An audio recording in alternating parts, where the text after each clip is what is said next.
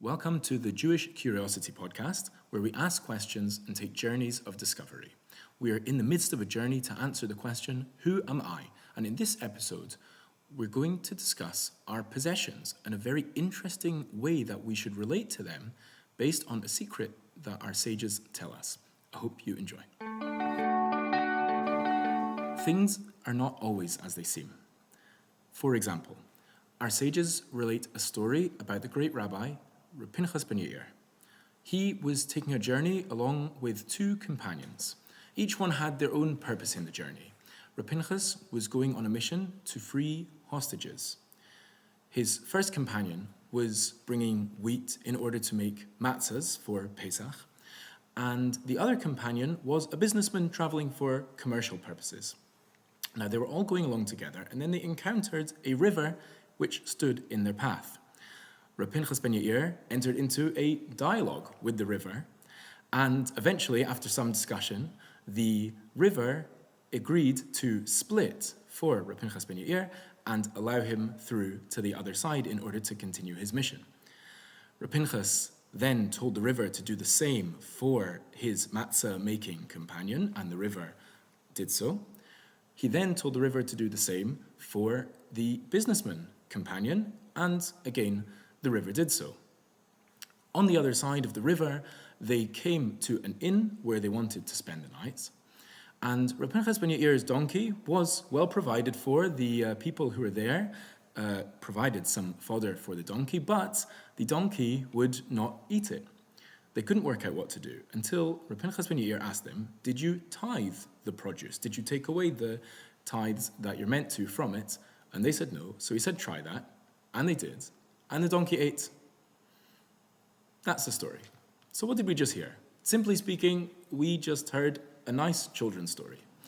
But things are not always as they seem. Sometimes, when the sages want to teach us something particularly deep, they will hide it in the form of a story like this. In our particular case, the sages just gave us a class in spiritual anatomy. Let's take another look at the story. There are 5 characters in this story. The first 3 are the traveling companions. They represent the levels of our soul. Pinchas ben Yair represents the neshama, which is the spirituality behind our thoughts and intellect. He was going on a mission to free hostages, which involves bringing people from darkness to light. And that is exactly the job of the intellect, to bring a person from a place of darkness and ignorance to a place of light and understanding, enlightenment. The first companion was on his way to do a mitzvah. He represents the ruach, which is the spirituality behind our emotions. And that is what mitzvahs are really meant to be. They're meant to be a way to emotionally connect to God. The third companion, who is the businessman, he represents the nefesh, which is the spirituality behind our actions. That is what you need for business. You need to be a person who is a master of the realm of practicality. You need to be someone who is able to get stuff done. And that was the third character there. So here we have the first 3 characters in the story are actually representing the soul and the 3 levels of the soul. Then we come to the 4th character. The 4th character is the river itself. The river represents the body. Why is that? That is because a river, water, represents physicality. Now, it's not just because the body is made up of a majority of water, but rather the real reason that there's this correspondence is because water is really formless matter. Water is just matter which takes on whatever shape that you put it in terms of a particular utensil, a particular cup, a bowl, whatever place you put it, whichever container that you put it in, it just takes on that form. So really it's just material. It's really just physicality. And that is what the river is representing. And from the story, we see the correct relationship that we should have between body and soul.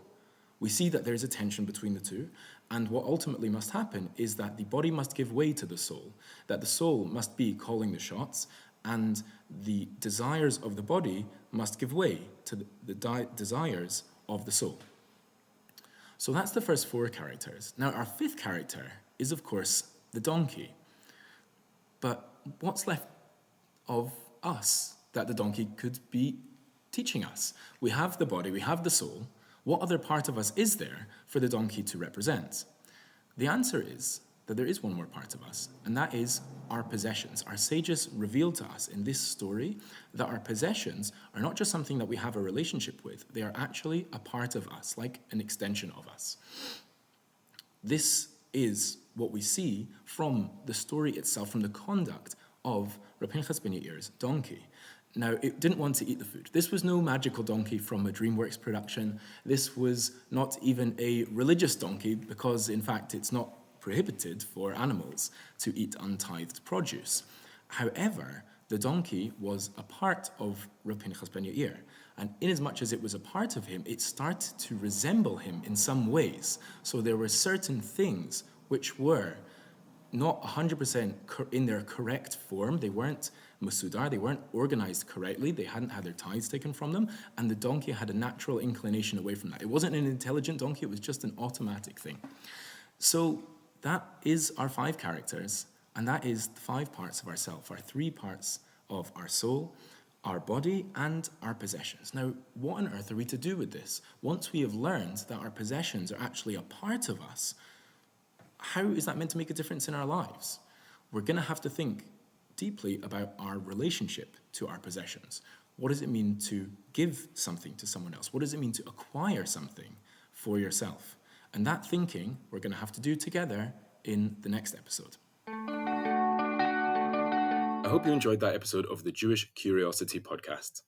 If you want to find out more or check out more episodes, you can go to www.jewishcuriosity.com, or you can also find us on Spotify, Apple Podcasts, and YouTube.